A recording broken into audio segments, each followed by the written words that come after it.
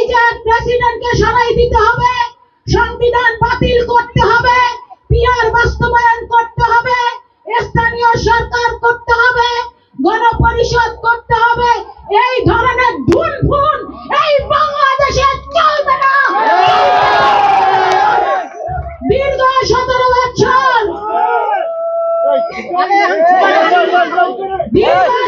বছর এই বাংলাদেশের সবচেয়ে জনপ্রিয় দল জাতীয়তাবাদী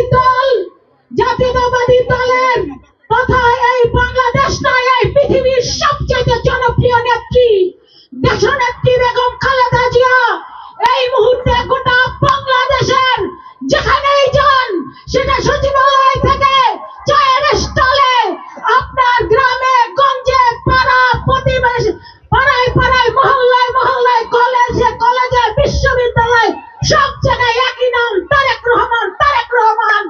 সেই তারেক রহমানকেও আপনারা জানেন, তাকে নির্মমভাবে নির্যাতন করা হয়েছিল, মেরুদণ্ড ভাঙিয়ে দেওয়া হয়েছিল।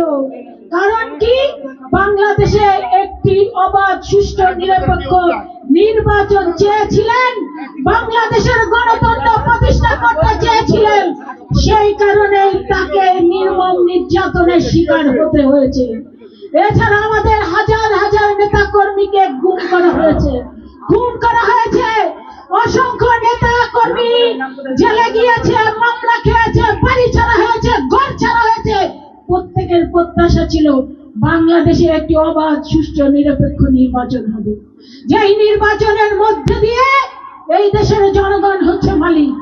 তারা তাদের মালিকানা বুঝে নিবে কড়ায় গন্ডায়, তাদের ভোটাধিকার তারা নির্বাচিত করবে, তারা জাতীয় সংসদের প্রতিনিধি, তারা নির্বাচন করবে একজন ক্লিন ইমেজে, যে কখনো চাঁদাবাজি করবে না, যে কখনো দখলদারি করবে না, যে কখনো মাস্তানি করবে না। সেই সমস্ত নেতারাই একমাত্র পার্লামেন্টে প্রতিনিধি হিসাবে যাবে এবং এলাকায় প্রত্যেকটা কনস্টিটিউয়েন্সিতে যারা জনগণের জন্য কাজ করবে।